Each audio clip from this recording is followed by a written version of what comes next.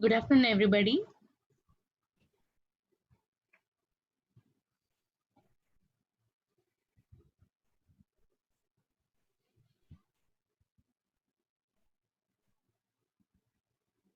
Do we need to wait for the three more persons to join, or we can start the class?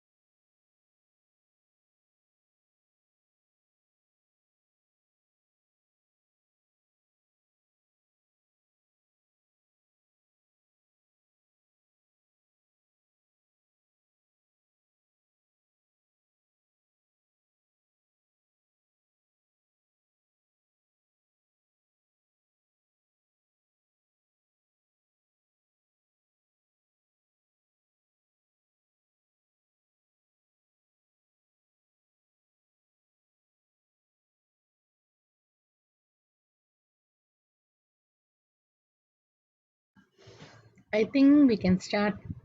Only two more to join, right? Let them join when they come. So, our last topic for the particular subject. So, whether you understood all the topics of this subject,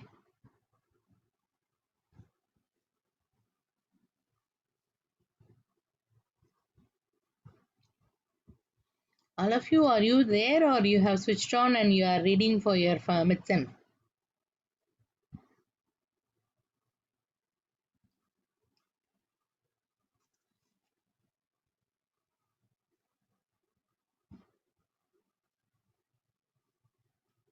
We can have the class, right? Or you want to read for your exam?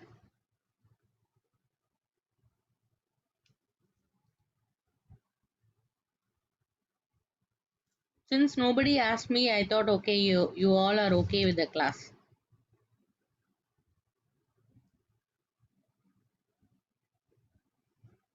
Okay. So today is the last topic. So I hope you have understood what is rehabilitation. So overall, what is rehabilitation means like after the medical treatment, whatever we are doing it for the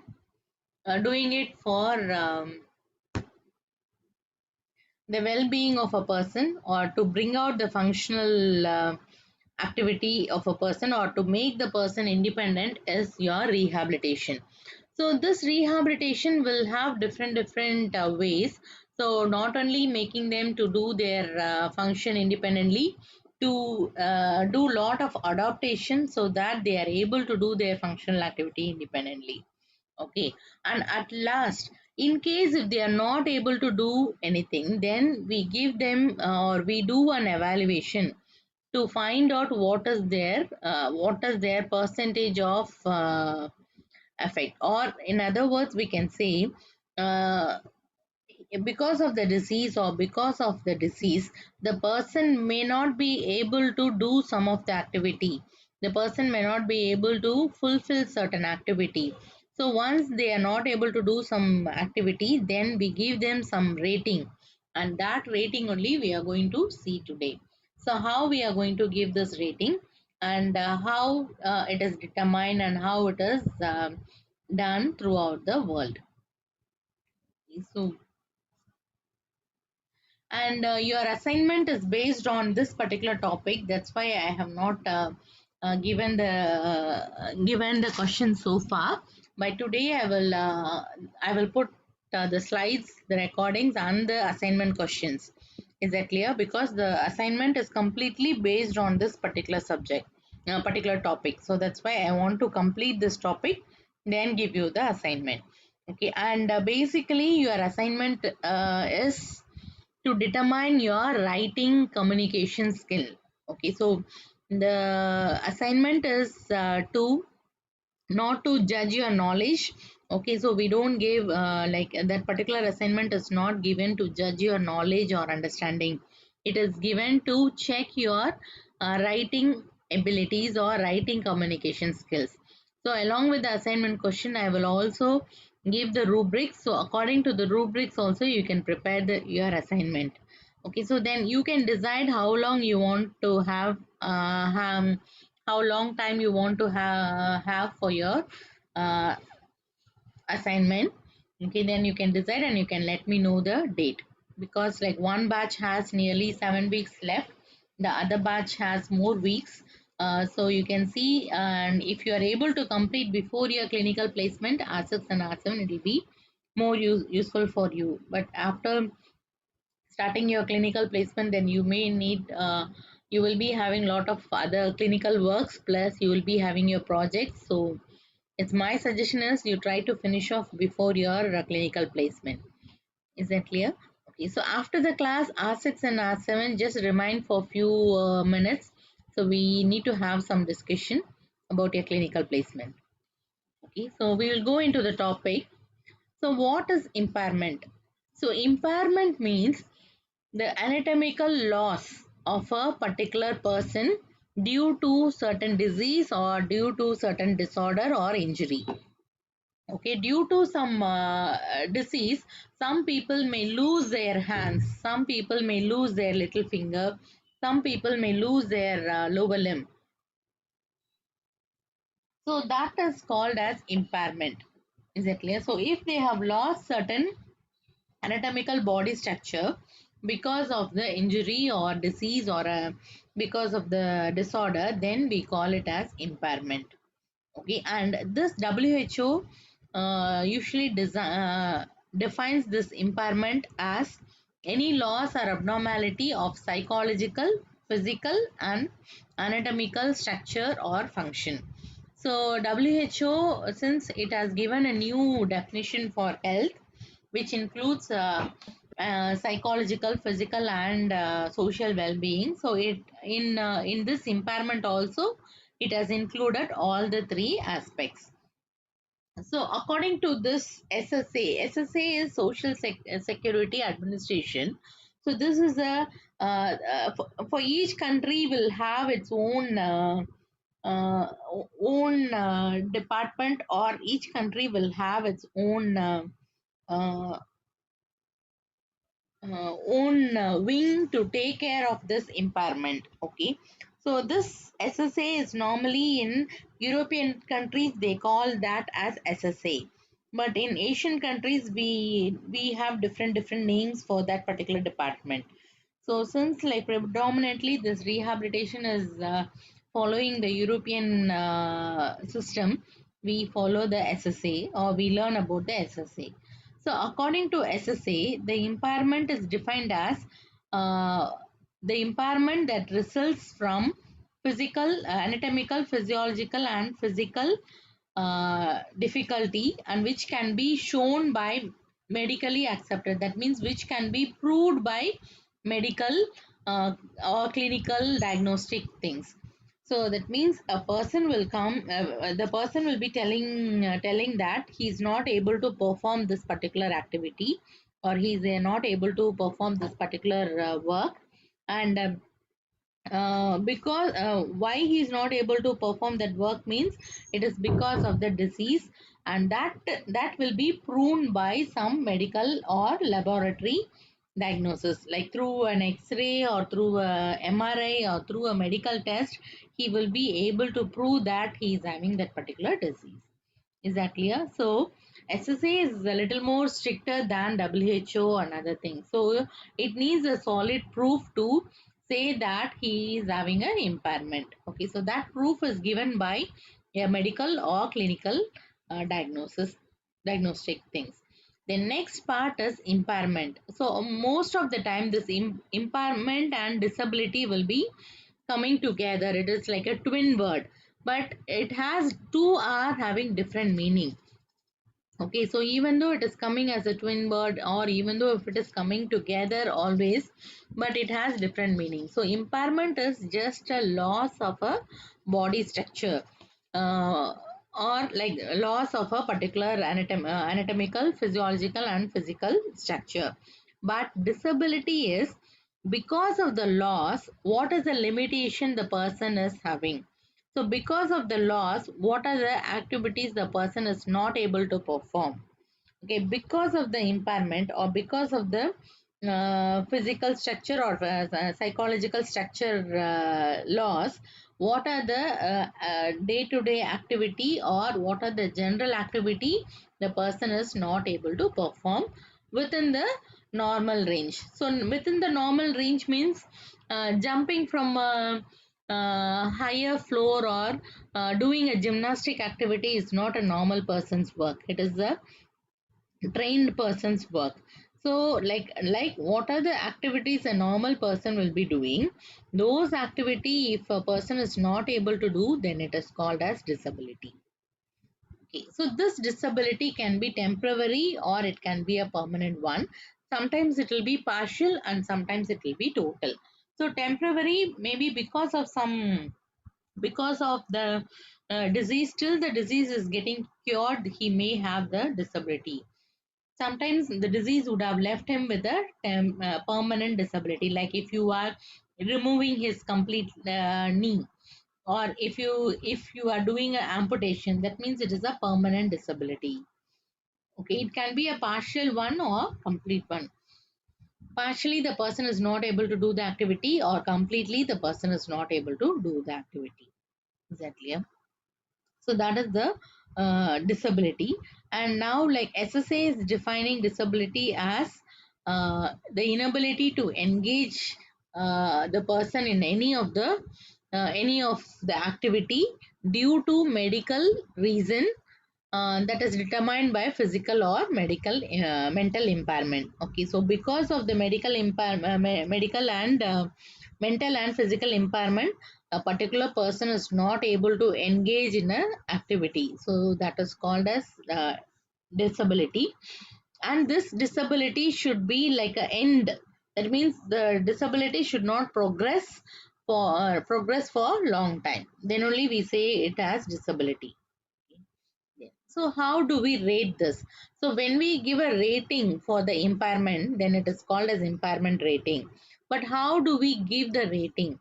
So it is actually given in a percentage.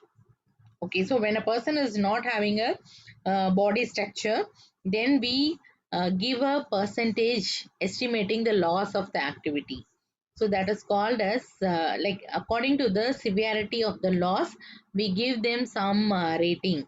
So it can be a percentage, it can be in a degree, or it can be something like that. So when a person is not able to do a day-to-day activity, then the impairment rating will be higher. Okay. So what is the difference between sometimes like if you see the impairment will be very high, but the disability will be very less. Okay, so like that's what I said. Even though if it is coming, it's a twin word, but still it has different meaning. Some people will have very high impairment, but when it comes to disability, that means when it comes to an activity level, they will be able to perform the activity. Okay, so they may have a higher level of impairment, but the disability will be very less. Some people will have very less impairment, that means the loss will be very less, but the activity performance will be affected will be higher. For example, if your thumb is having some problem, and if you're not able, if you amputate your thumb, then it will be affecting lot of activities, or you will not be able to perform the like lot of activities will not be able to perform. Okay, so the impairment may be very small, a single finger, but the disability will be very higher. Okay, in other words, if you totally you amputate one hand, so the functional activity may not be affected because of it, because the person will be able to manage the functional activity with the other hand. So that is the difference. So the impairment sometimes will be very high, but the disability level will be very, very less. Sometimes the impairment will be very less, but the disability will be very high. So both, even though if it is coming together, it has different. It will be having different evaluation, and it will be the percentage of the evaluation will be given separately. We have to check it separately. Then, so how do this, what is this impairment rating, and who will be doing it, and how do they do this? So, first thing is, normally this impairment rating, as I said earlier, we follow the European system. That's why, like, we learn more about the European system. Okay, but each country will have its own impairment rating.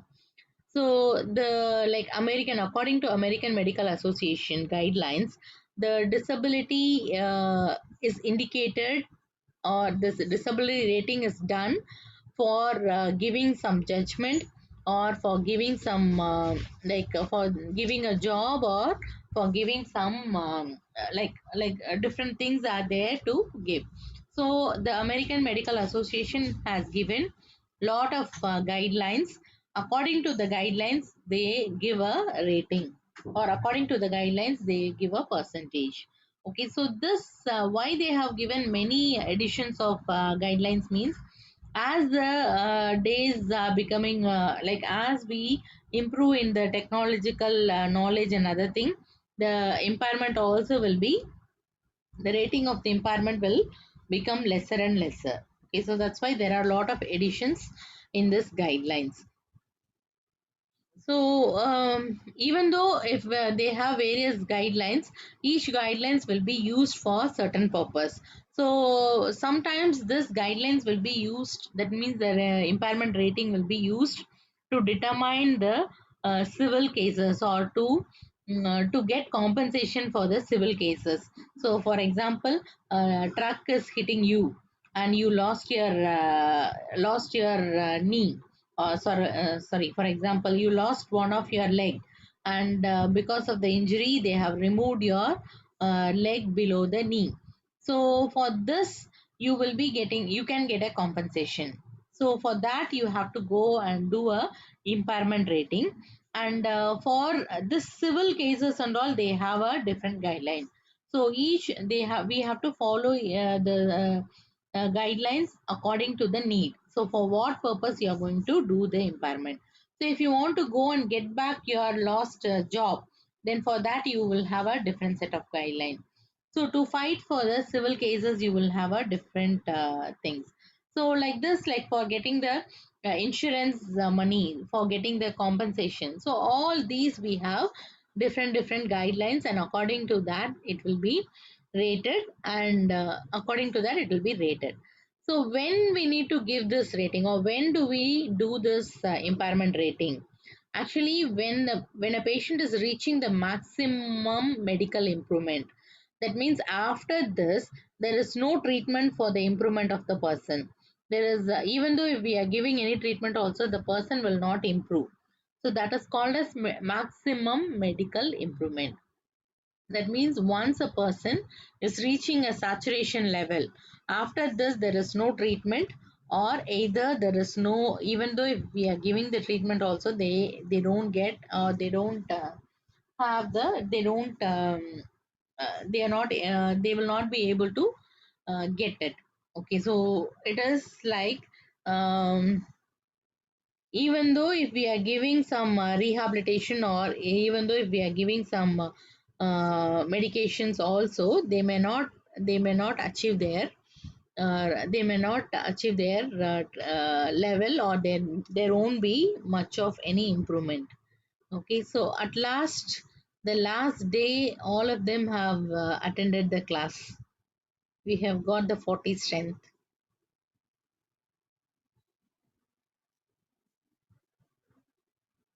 Okay, so when do we need do this impairment rating is when the person is reaching the maximum medical improvement, then we do this impairment rating. And normally after we wait for at least like 12 months. So if the particular person is remaining like that for more than 12 months, then we decide that this is the maximum medical improvement stage, or this is the maximum improvement we can get for the particular person. So, even when they are going for a legal or insurance claims, also we will be like we have to stick on to this rules. So after 12 months only, we will be able to give the rating, and according to that only they will be fighting the cases, or they will be undergoing the legal solving the legal issues, and they will gain the insurance amount. So each, like as we know, each and everything will have its own level, and each and everybody will be, for example, if it is a legal law, and if there is a legal issues involved, then for them they will be having set of guidelines. The particular person have to follow the guidelines and fulfill the guidelines. Then only they will be that particular impairment rating will be accepted. So, for example, some of the guidelines needs a independent medical examination. It means if you go and meet your own physician and get the impairment rating, they will not accept, because the particular person may be acting as a partial, will not act normal, like will not may do some favorism for you and may give a higher impairment rating. So they will be having their own independent medical team. Those independent medical team will come and assess the person, then only they will accept the impairment rating. Then next, another one like this department is functional capacity evaluation. So this functional capacity evaluation will be completed so that to declare the person is fit to a job. So after an injury, they will be performing lot of evaluations, they will be doing lot of tests, then they will say that this person's capacity is only this much, and he is able to work only to this level. So that is called as a functional capacity evaluation. Then who will be performing this rating? So there is like set of people who are accepted by each country. So every country will have a set of people or specialist who will be doing this impairment rating, or when these people do, then only they will be accepting the impairment rating. So according to America, they have a set of medical specialized people, but other countries everybody will be having different persons. Some country will accept cryopacs, some country will accept physician, and some country like India and mostly Asian countries will accept only a physical physiatrist. So they are called as physiatrist. So they would have completed a MBBS. Then after that they will be completing a specialized degree in physical medicine and rehabilitation. So it is a separate course for 2 years they will do. Okay, so after doing that course, they are called as physiatrists, and these people will be performing the impairment rating. But each country will be having different people for that, for them to do the impairment rating. Okay, so now how we do this impairment rating? So we have three steps for it. One is diagnosis. Other one is they will be using the modifiers. Then finally they will be giving the rating. Okay, so first is diagnosis. So the first step is diagnosis. So the diagnosis is based on the guidelines, they will be diagnosing the impairment. Okay, so for the diagnosing impairment, they have some key factors. So they will check whether the key factors are there. Then, according to the key factors, they will diagnose the impairment. Then this diagnosis will be compared with the modifiers. Okay, so modifiers are non-key factors. Okay, so there are certain things called key factors, there are certain things called non-key factors. So according to the key factor, the diagnosis will be given. Then after that, like it will be compared with the non-key factors, that is called as modifiers. So this in diagnosis, what they will do is they will be like giving a rating according to the region affected. Region affected means according to the segment affected. So it is not by like if one whole hand is affected, then this is the rating. It is not like that. It depends on the region. So it depends on like if your right hand is affected, the value will be different. If your left hand is affected, the value will be different. Okay, so sorry, the for the people who is dominant, whose hand is dominant in right, if the right hand is affected, the value will be different. Okay, so for people who are having a left hand dominancy, if the right hand is affected, then the value will be less. Is that clear? So it is not depending on the body part. Same body part also will have different rating. So it is because of the region that is getting affected. So dominant dominant limb will be having a higher scoring. Non-dominant limb will be having a lower scoring. So that is your diagnosis. And how do they diagnose? They have the four classification. Okay, so from mild to moderate or like severe. So the four classes are like, same like our grading, grade 0, 1, 2, 3, 4. Same like that, class 0, 1, 2, 3, 4. Class 0 means no objective problem because of the loss. Okay, so because of the loss, how much is the problem? So that is your impairment rating. So no problem because of the loss. Then class 1 is they have mild problem because of the loss. Class 2 is moderate problem because of the loss. Class 3 is severe problem because of the loss, and class 4 is more very severe problem because of the loss. So this is how they will be grading, or this is how the classes are classified. Is that clear? Okay. Next is disputes over the proper diagnosis may impact the impairment rating. Sometimes, like everybody will not give the same class. So, for example, I may give as 2 and somebody else can give as 3. Okay, and this is one type of variation that will be there. Another type of variation is two people will be there in front of you. One person will have the same impairment, that means same, both of them will be having same right leg amputated. Okay, but still the diagnosing will be little bit different. So one person without the right leg may try to manage the activity very well compared to the other person. So that's why there will be some disputes over the diagnosis. Always the diagnosis will be very tough, and it will be having little bit disputes. Okay, so once this diagnosis is made, then the rating is adjusted according to the modifiers. So how the rating is adjusted according to modifiers means we will have certain guidelines. We have to follow them, and according to that we will reduce or increase the rating. So what are the modifiers? One is functional history. So functional history means like the it is taken orally, like they will be taking the history orally. They will be getting the history from the person regarding their functional activity before the injury.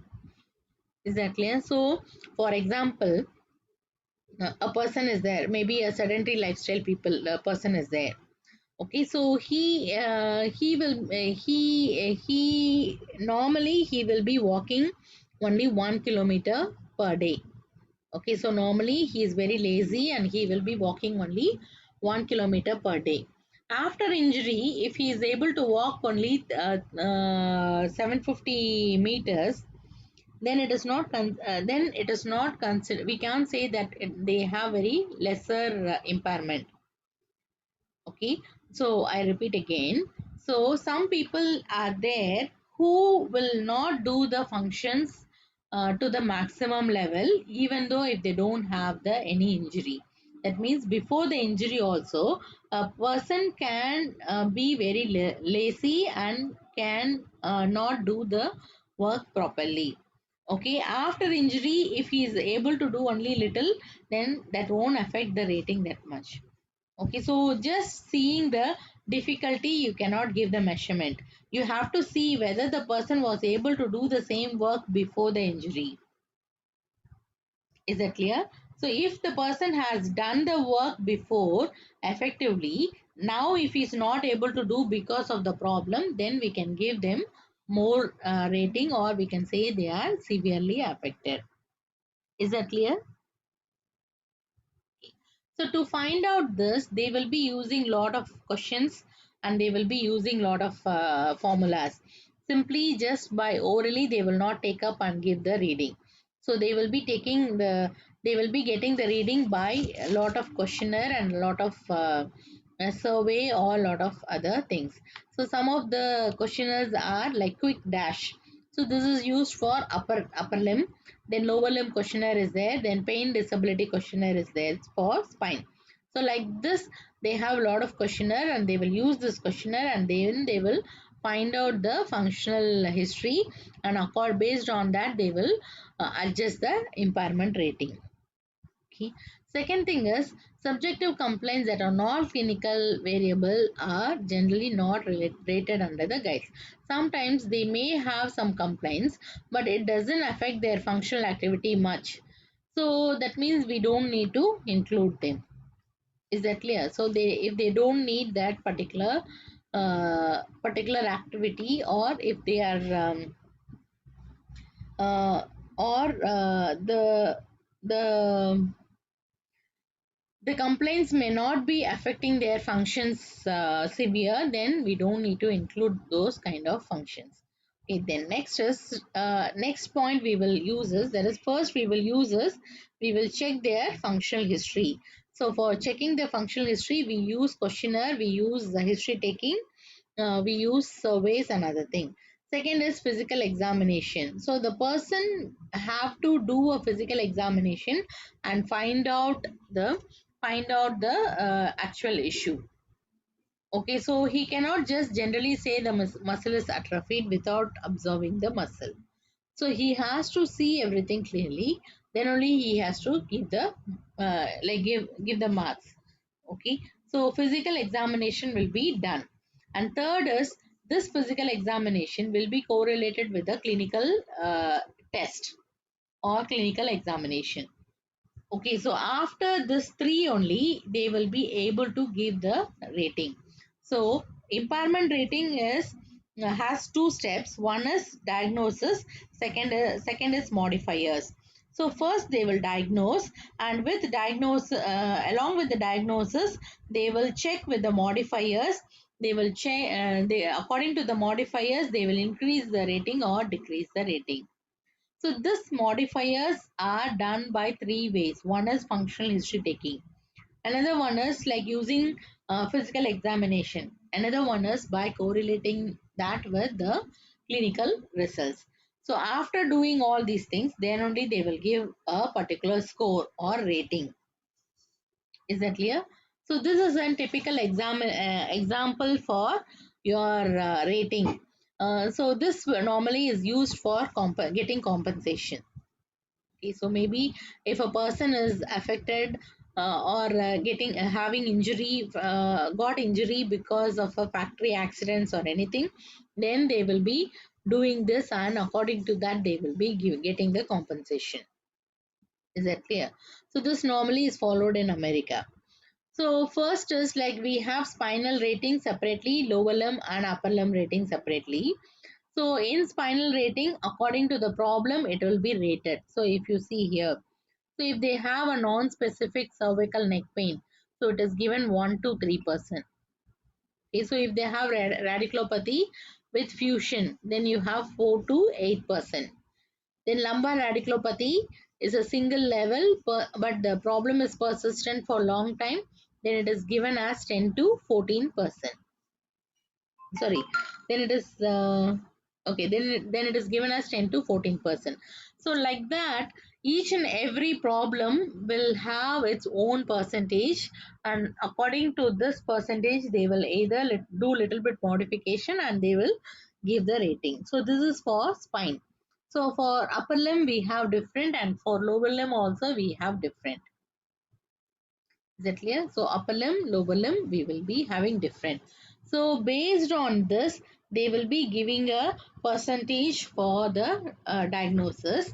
Then this percentage will be converted, and you will be getting a final rating, impairment rating. Okay, so first the percentage calculation is made according to the diagnosis, or according to the problem, according to the losses they have. After that, that particular percentage will be getting converted using a conversion, and finally we give a impairment rating.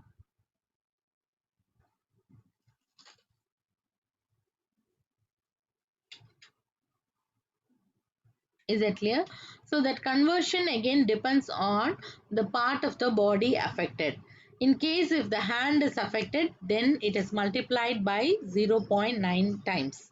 So the rating is multiplied, given by multiplying the percentage.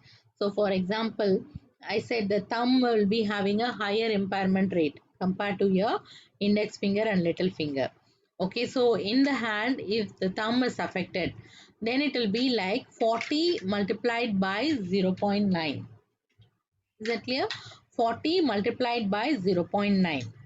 So if the middle finger is only affected, then it is 20 multiplied by 0.9. Then you will be getting the rating score. Like that, for upper limb you have to multiply by 0.6. For lower limb you have to multiply by 0.4. So this, after multiplying this, then you will be getting a impairment scoring or impairment rating. Is that clear? So after getting this impairment rating, then we need to find out the credibility. Credibility means whether the particular scoring is accepted or whether it is rejected. So that is called as credibility scoring. So first you have to find out the diagnosis. Then according to the diagnosing level, you have to you have to multiply or convert using a particular number to get the particular percentage. So after getting the particular percentage, then the person have to decide whether to give the credibility or not to give the credibility. Is that clear? So now, how to perform the like after performing the impairment rating, how to give the credibilities? Okay, that only we are going to see it. So I think I will give a 5 minutes of break here. So the time is 3 o'clock. We will again start by 3:05. Is that clear? We will start by 3:05.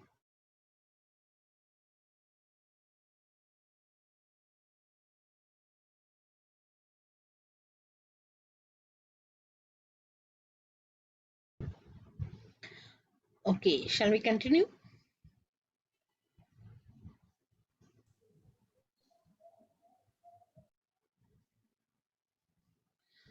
Okay, so this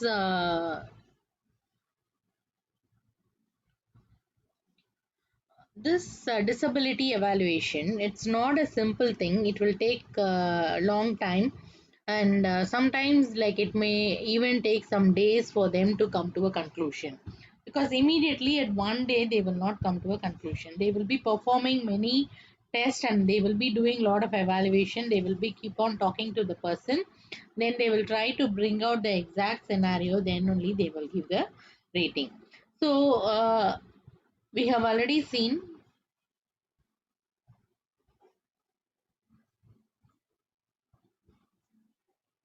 So disability evaluation will be done in two ways. One is, first they will do the diagnosis, then they will find out the modifiers, then they will convert that using the, after doing the modifiers, then they will have the conversion rate, and according to that they will do the conversion, and they will give the result. So this is this performance will.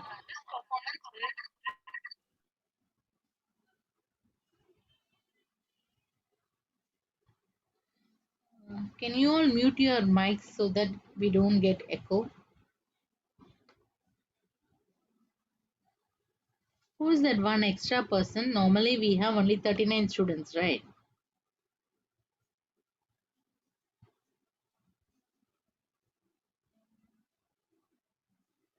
Anyone unknowingly has come in?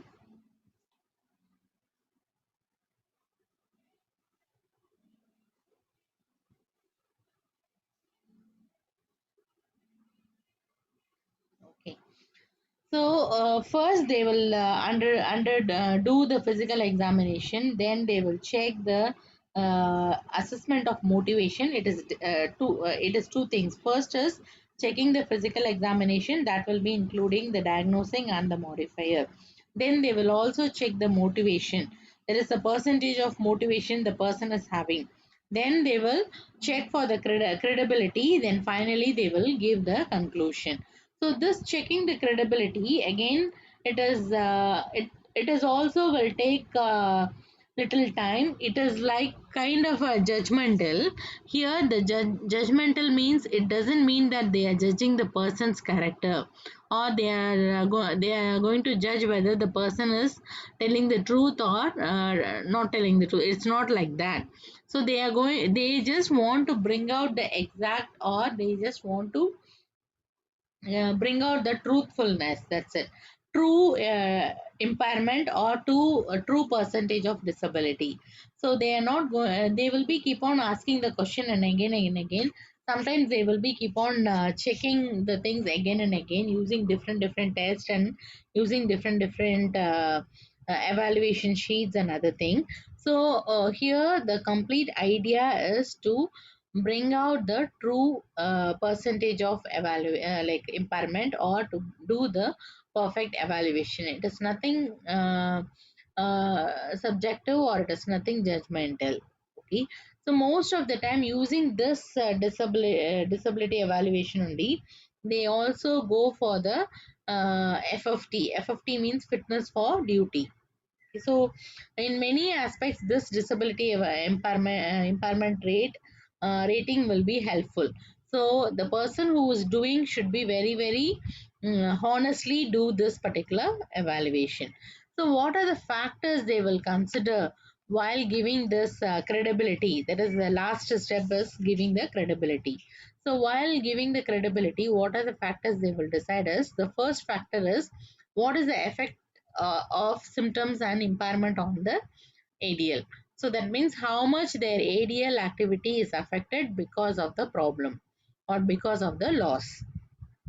There is one thing. Then if they are having pain, another thing, how this pain is severely affecting their ADL. Okay, then in case if they are using any medication, what is the type of medication, how much amount of medication, whether this medication is having a lot of side effects on the person, whether the person the medication is having a lot of negative effect or like positive effect. What are the, because of the negative effect, what are the problems they may face later?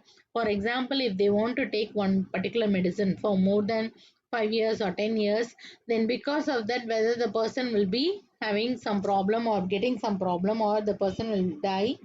So they will check all these things. So this is the second factor.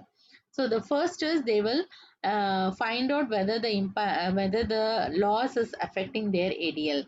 Second is, if they are taking some medication, because of the medication, what are the effects, and what are the like what are the positives and what are the negatives. Then third is whether there is a evidence of seeking the narcotic drugs. Sometimes when you are taking lot of painkiller, then it will end up in uh, uh, drug addiction. Okay, so the narcotics, sometimes taking lot of painkillers, or like morphine or pethidine kind of drugs will be affecting the behavior, will be ending up with uh, ending up with drug addiction. So this drug addiction will later end up in behavior problem. Is that clear? So they have to check that whether this will be ending up in drug addiction, or if they are ending up in drug addiction, what are the behavioral changes they will have. So that is called as narcotic addiction. So they will check what are the there is the negative side of the medication, so that also they have to check. And in case because whether the problem or functional difficulty is because of taking the medication or it is because of the problem, that also they will find out. Then what are the treatment they have sought out. So what are the medications they have taken for this particular impairment problem, and where and all they have taken the treatment, like maybe they are taken, some people would have taken surgical treatment, medical treatment, some people would have taken physiotherapy, occupational therapy, herbal, traditional. So depends on that. So they all check what are the medications or treatments sought out by the particular person. Then next is according to their opinion. So or they will also get the recordings of the other doctor's opinion. So if the person has seen two or three doctors, then they will record and get the recordings of the doctor's opinion, so what they are feeling about this particular problem. Then according to all these things only, they will come to a conclusion. So the conclusion will be either in three forms. So either the particular scoring is accepted, partially accepted, or fully accepted. So according based on the above questions, they will be giving a scoring to the person. So if the score is less than 3, then it is not credible. If the scoring is between 4 to 7, then it is partially credible. If the scoring is more than 7, then it is fully acceptable. So according to these questions, they will give the score and they will tell whether it is accepted or not. Okay, so we will just see one model of impairment, one model of doing the impairment thing. So that is called as Apgar model. Okay, so here using this Apgar model, so they will be performing one test or many tests. So even though if they are doing many tests, then they have to find out the average and they will take the average for the scoring. So in this Apgar scale, if it is between 8 to 10, then the particular person uh, um, needs a like it is what expected from a normal person. So if it is between 4 to 7, they need some motivation. If it is less than 3, they need more motivation to improve their functional ability. Okay, so the Apgar score is like this. So this is the Apgar score. I know like you will be having another Apgar score that is done in women's health. So that is done after the delivery. Immediately the doctors will be check the Apgar score for a baby. Okay, so this is little different. That is called as Apgar model.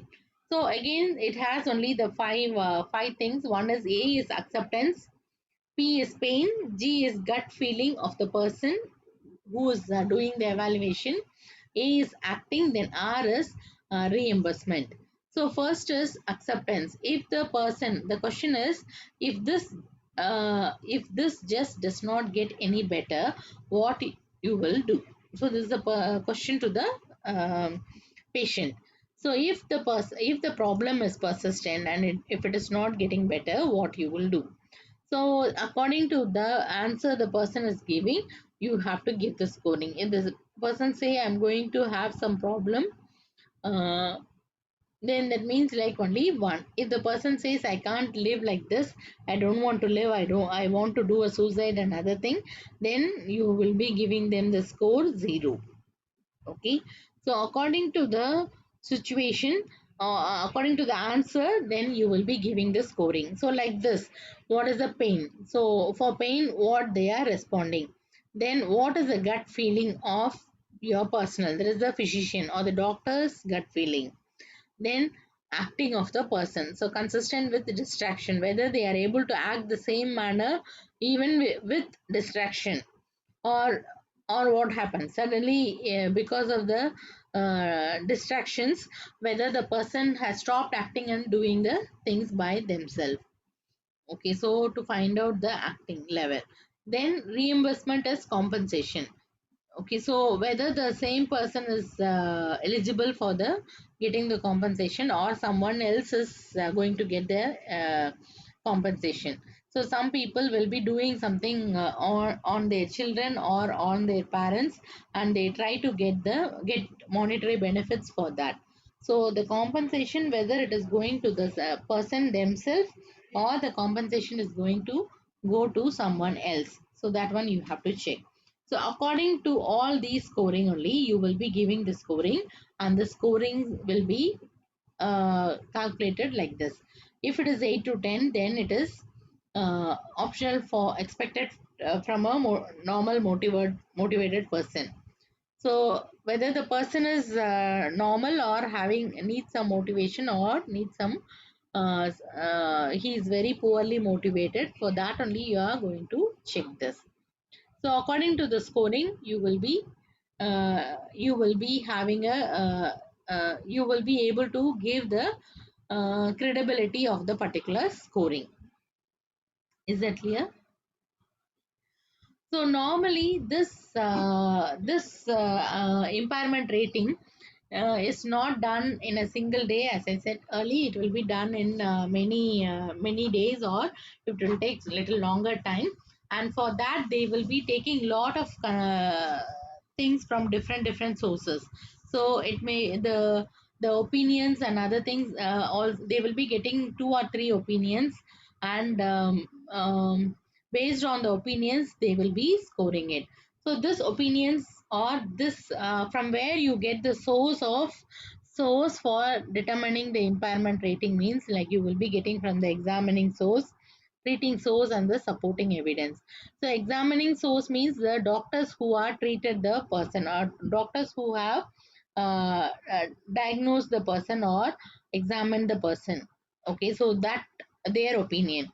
The doctors who have treated the person, their opinion. Maybe a physiotherapist, maybe a occupational therapist, maybe a any of the one of the team members also will be telling about the uh, uh, uh, person's treatment. Then last is supporting evidence. What are the supporting evidence you have? Okay, based on all these things and all these things only, they will be like will be able to give the credibility of the particular person. So after getting all the consistent records, then they will decide whether to go with the credibility, or how they want to give the credibility. So either they will give the credibility as it is credible, or partially credible, or non-credible. So based on this only, uh, this this credibility and the rating only, that will be used for any purpose. Maybe used for job, giving a job, maybe used to give compensation, may be used to accept for the job, or used to go need to go with any other new jobs. All these things are done. All these things are done using this particular credibility and the disability evaluation. Okay, is that clear? Then after doing all the credibility evaluation and other thing, at the last you need to give a report. So you need to give a complete report on the impairment rating. So it should contain certain important aspects. So first thing is, you have to write about the history and physical examination. Okay, write about the medical stability of the person. So at present, like how is this mental stability? So that one you have to mention in the report. Then you have to write the medical stability statement. So whether the person, about the particular person, whether the medical doctors have given any suggestions, so that you have to include that. Then you have to write a review of the medical records. So they will be having, maybe some people will be having lot of reports. So all those reports you have to summarize, and you have to write it in the report. Then diagnosis, then with calculation, what is the impairment percentage. Okay, so then what is the permanent impairment percentage they will be having. So all these things will be included in the will be included. Is that clear?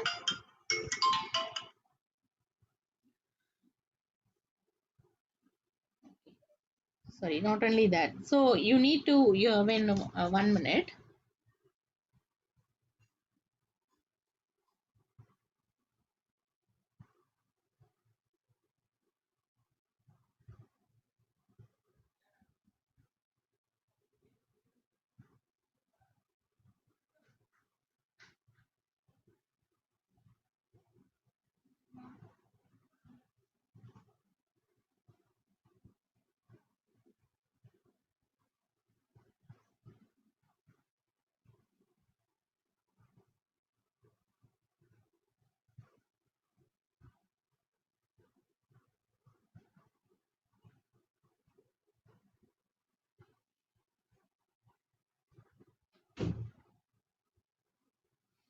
Okay. So after, so at the end of the like this impairment rating, the particular person will be giving the report, and that report only will be used in many of the ways. So in that report, first thing they will be writing about the history and the physical examination, whatever they have done. That is the initial diagnosis they have done. Then they will be writing about the medical stability of the particular person, the medical records, the summary of the medical records, then diagnosis, what is the percentage with the calculations, then what is the permanent impairment they are expecting. All these things will be included, plus the functional ability of the particular person. Okay, so functional ability means what are the like the activities they will be able to do with the individual's residual capacities. With that capacity, how much functional ability they will be able to do it. Then the credibility assessment, the credibility assessment of the pain and the limitation. So the credibility assessment is whether they will be giving non credible, partial credible, or fully credible. So that one they will be giving. Then next is they will be giving a future medical treatment recommendation or requirements. So most of the times it will be requirement. So some statement about the effort or sincerity of the persons who are taking up the motivation, whether they are motivated or not. So that one they will be writing in this. Then the statement about the cause of the problem. Then if in case if the particular agent has asked any question, they will be answering those questions, then they will give the reference. So all these things, the complete thing only will be given to the patient, and that is called as the impairment rating or evaluation. Okay, so it is not only the examining of the person, but writing up the examining, and along with that other medical and other problems also, the other medical and other source of opinions also they will include, then they will be giving in the report. Okay, so this is the final report. So with this final report only, if they have any legal issues, or if they are seeking any insurance, or if they are seeking any job, all these things will be decided. Is that clear? So any doubt so far?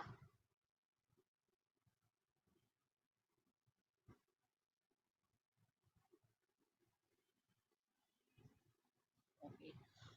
Most of the time, the complete impairment rating will not be given by the physiotherapist.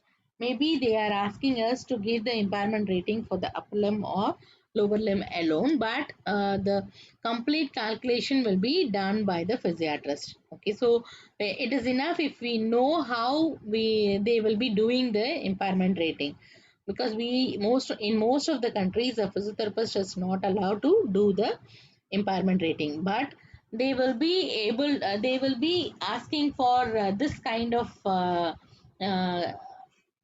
for all these things they will be asking a physiotherapist. Okay, so how much will be the percentage? Okay, so for this calculation they will be referring to the patient to the physiotherapist. Okay, so for that, like I will just show you some examples how it is done. Okay, so this is one. This is disability assessment. Okay, so in this book, you have a complete disability assessment evaluating thing.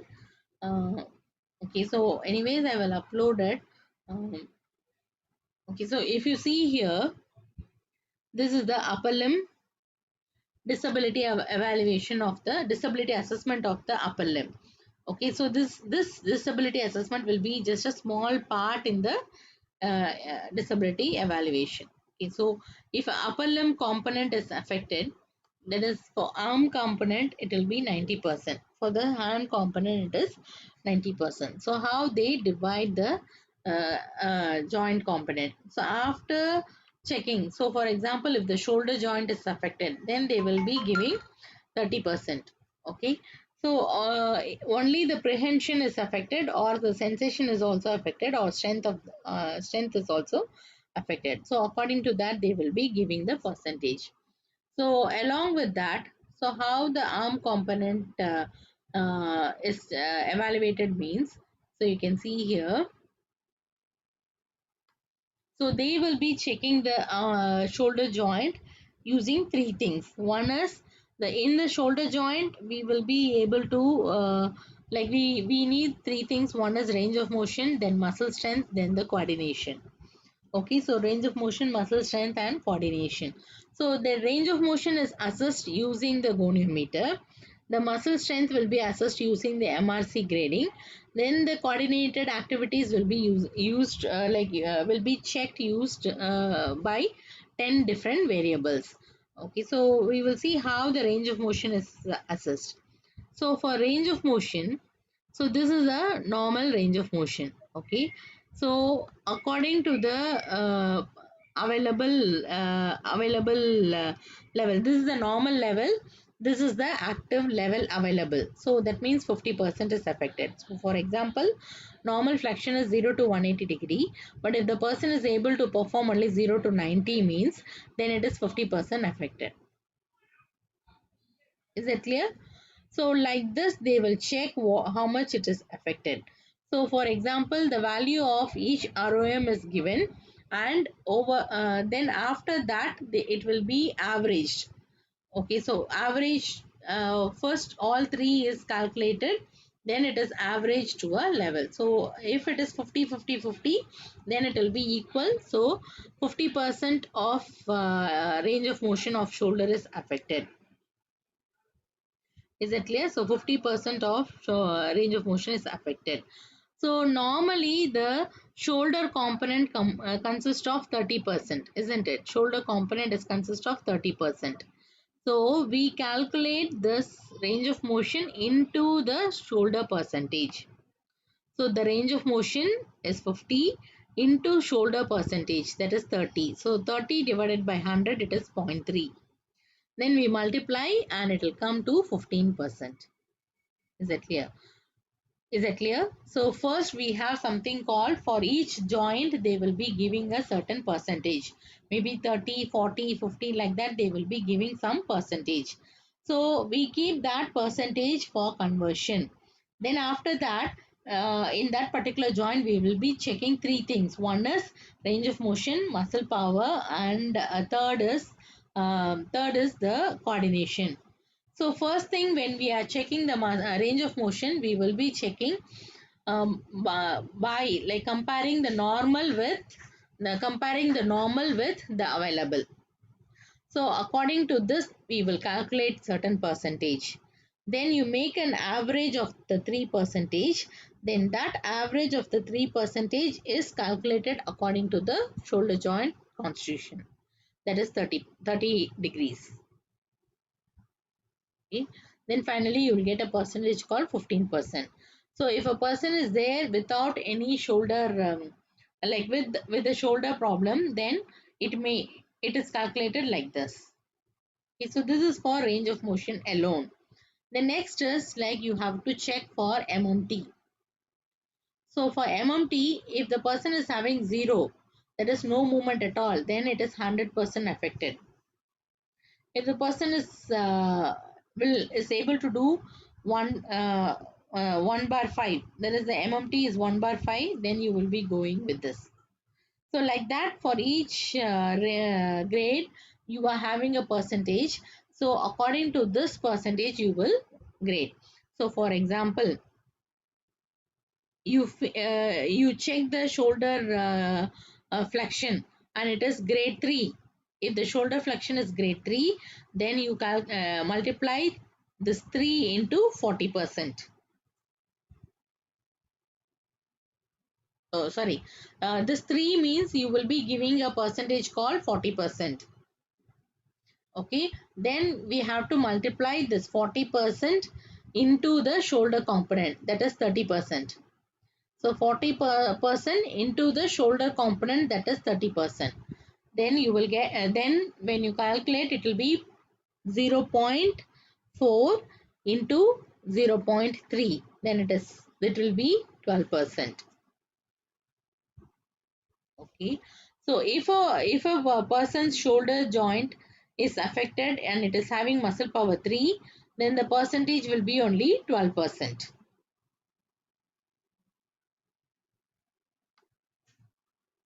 Is that clear? So like that, for each activity, the total we have 10 variables, isn't it? So for coordination, we have 10 variables, and the 10 variables are given the percentage. So if any one percentage is affected, and according to that, they will be taking the percentage and multiplying with 30. Okay, so they will multiply with, sorry, they will keep the,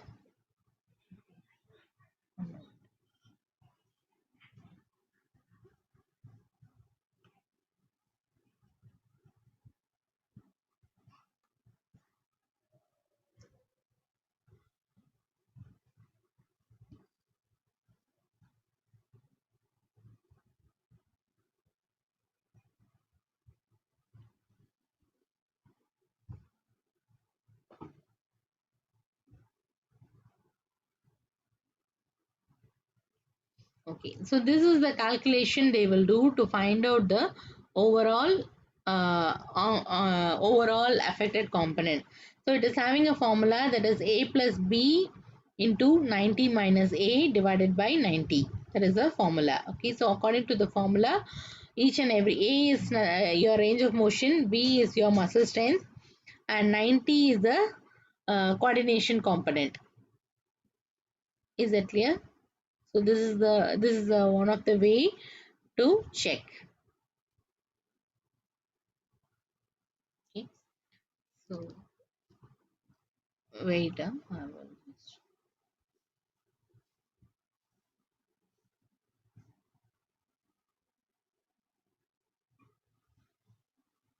okay. So you will be checking what is the range of motion, you will be checking using the previous one. Then muscle strength also you will be checking. Then see, the loss of coordinated movement will be checked using the above thing. Okay, using this thing you will be checking the loss of coordination. So after checking the loss of coordination, if we have all these three values, then we will be able to calculate what is D. Okay, we will be able to calculate what is D, and that using that what is D, then we will be able to calculate the final percentage. Okay, so this is one.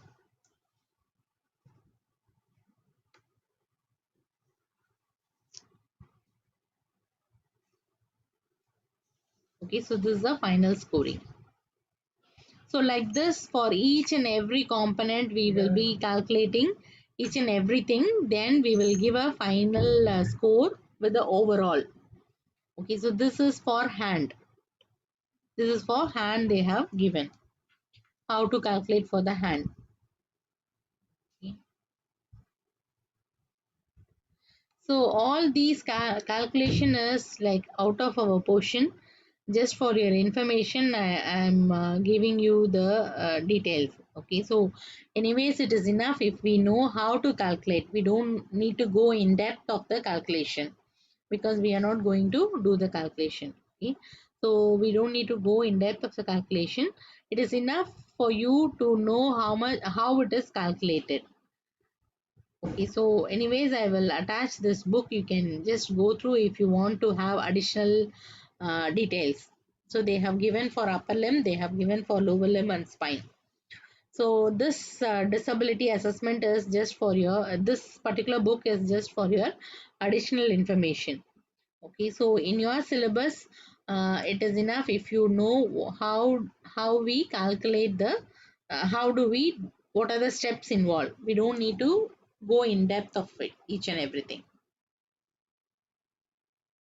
Okay, next is,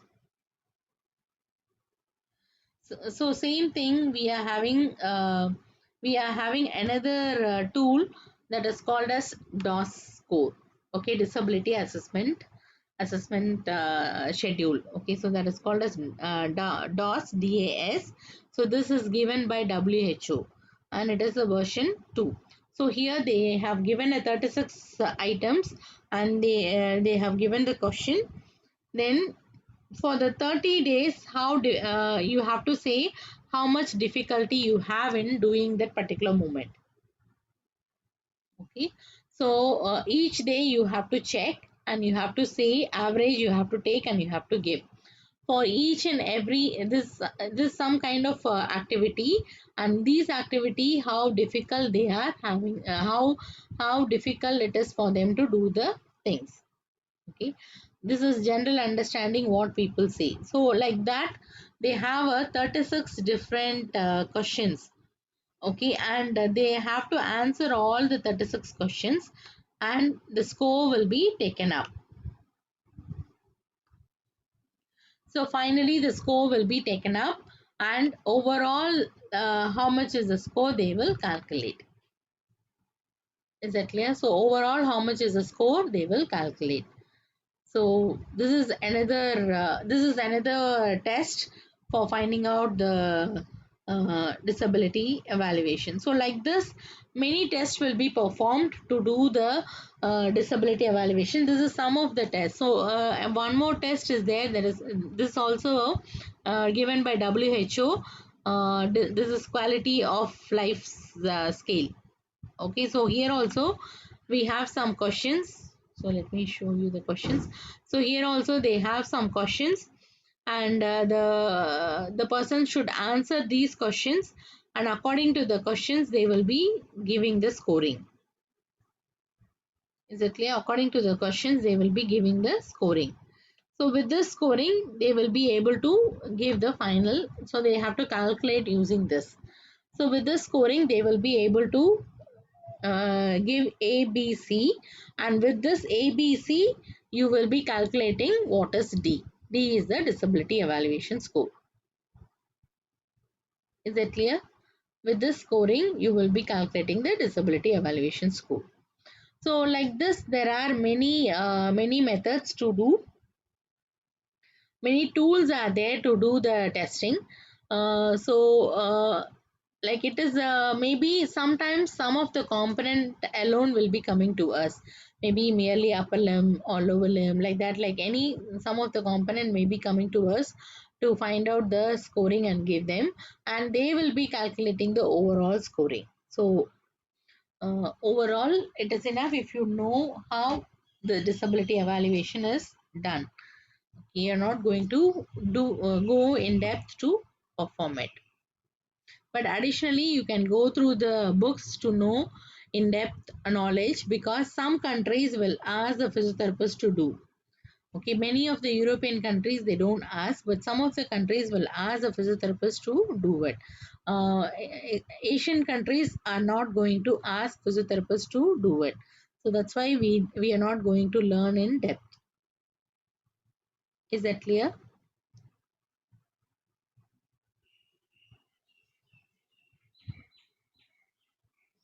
Okay, so any doubt you have? So our major role is there before the like a major role will be there in the rehabilitation part. So that's why we don't do much in the evaluation part. That is disability evaluation part. Okay, our role is to improve them to the maximum. Then if they are not able to improve, then you give the modifications, and you ask them to change the architectural things and modify them. So that is our role. Is that clear? Oh, one question I didn't see. Can you repeat the coordination part? Okay, okay, 1 minute.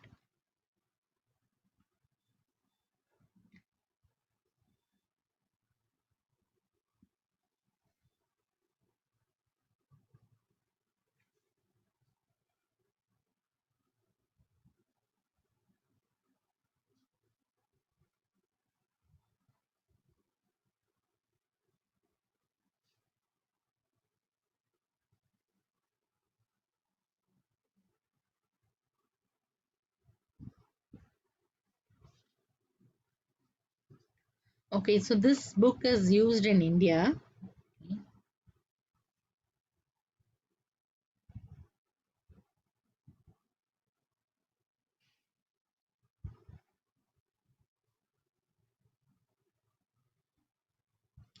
This is the formula they are going to use it. A plus B into 90 minus A divided by 90.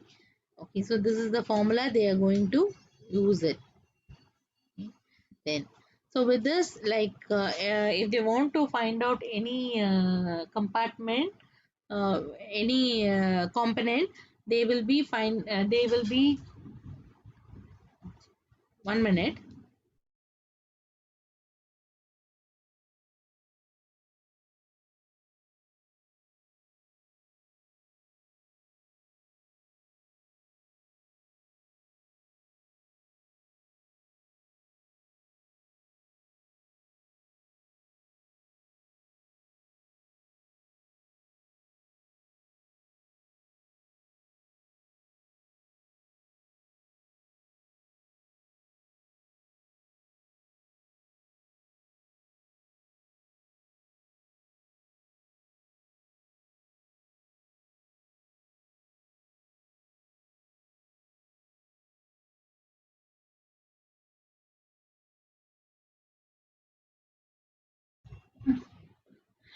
Okay, so this is normally a particular segment is divided into components, and according to the components we will be doing the examining, we will be evaluating the things.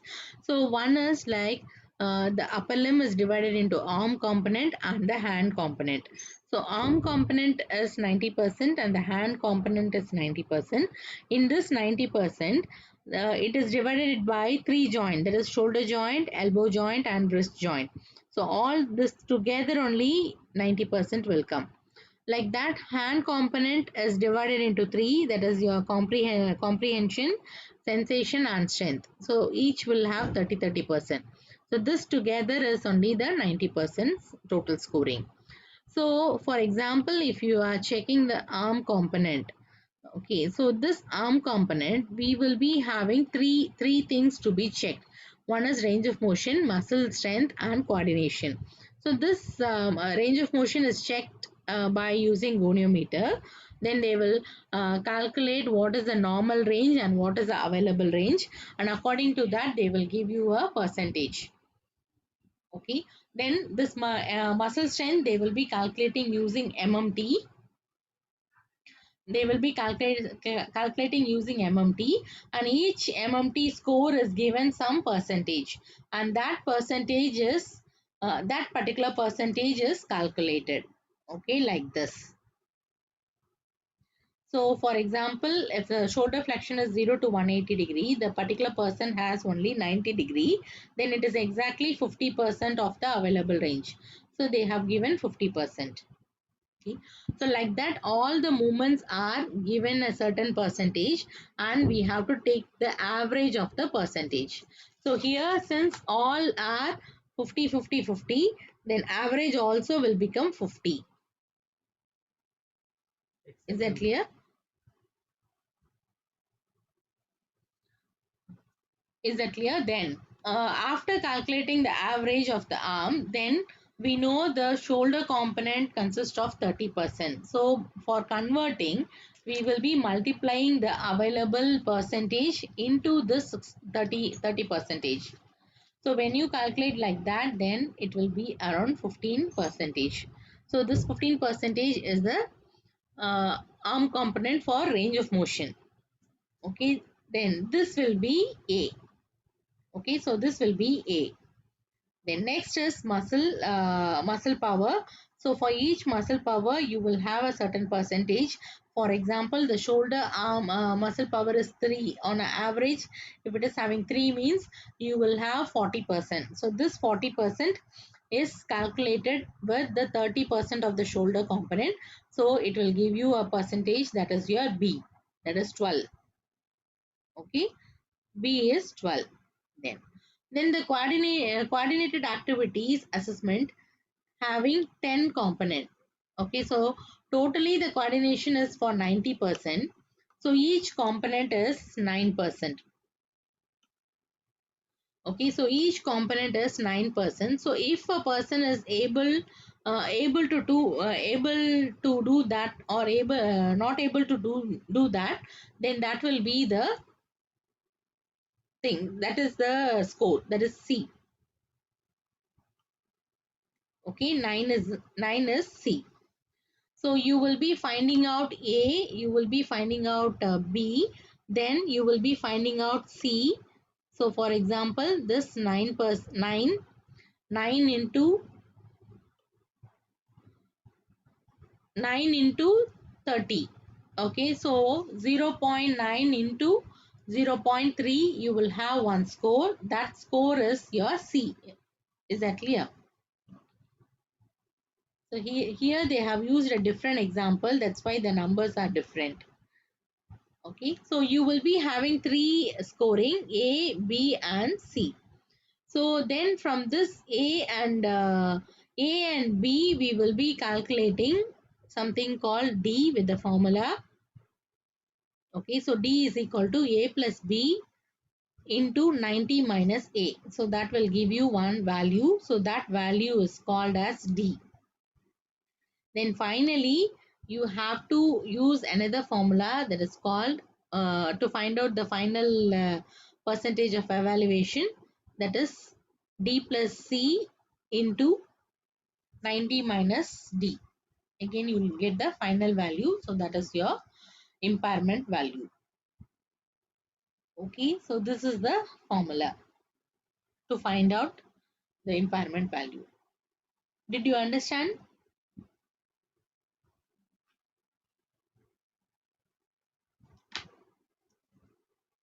If you want, I'll show you about lower limb also.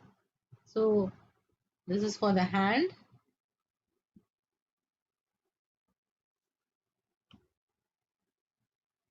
Okay. This is for hand sensation.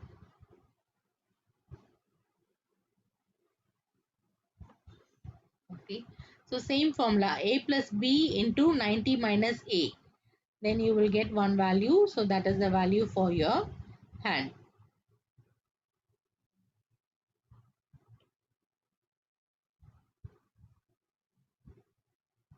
Okay. This is for lower limb.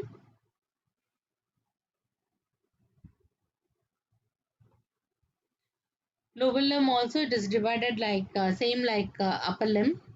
So this is for your hip joint 30, 30, 30. So this is for your range of motion. Then for your MMT. So range of, you have to calculate for range of motion and you have to calculate for MMT.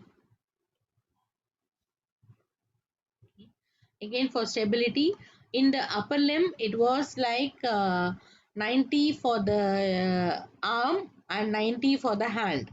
But in lower limb it is divided in like 90 for mobility and 90 for stability.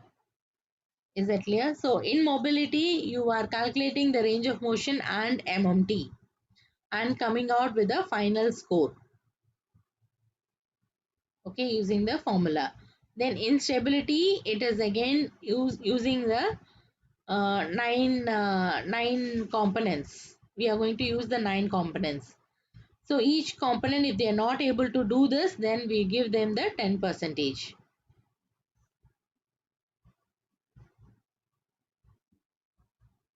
Okay, these are extra points to for the deformity, pain and all those things.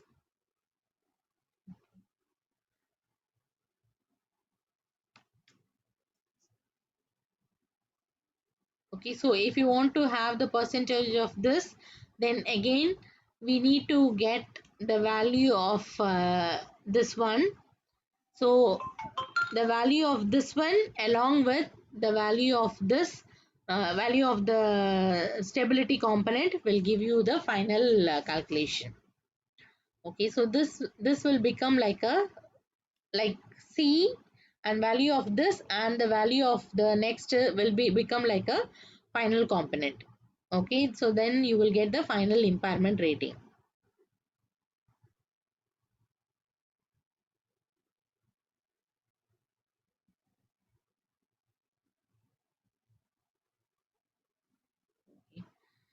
So is that clear? This just for your idea. Okay, this all your additional information, because the disability assessment will be varying according to each country.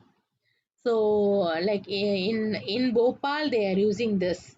According to American Medical Association, the disability evaluation, the percentage, all those things will be different. Okay, they will be using a different one. So each country will be having their own percentage calculation for the impairment. Is it clear? So that's why and that's why we don't go in depth of that. That is one point. Another point is, anyways, even after knowing in depth also, we are not going to do the assessment. It is same like for fever we give Panadol. Okay, so for fever we used to take Panadol. Same like that. We will not be able to prescribe medicine. Same like that, we will not be able to calculate the impairment rating. But we know it how they do.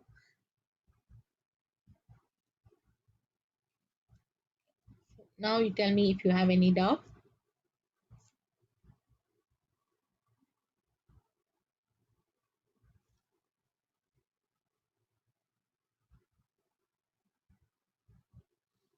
Okay, so we have completed all the topics.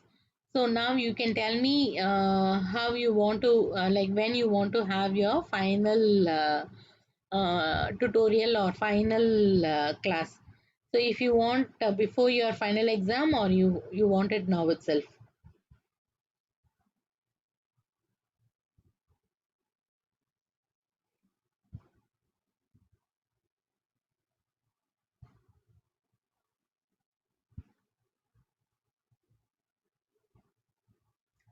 Because next class is on Thursday morning you have your midsem, so we will not be able to have our class on Thursday.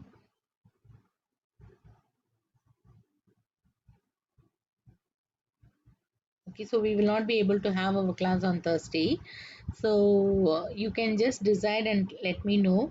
If you want to any if you want any more classes, you let me know. And if you like we have the final overall tutorials and overall class, so that one I feel it is better to have before your final exam, because it's a long time is there, then definitely you will forget everything. So better we will have before your final exam. Okay, and we will have separately for PD9 and R6 R7 separately we will have. Is that clear?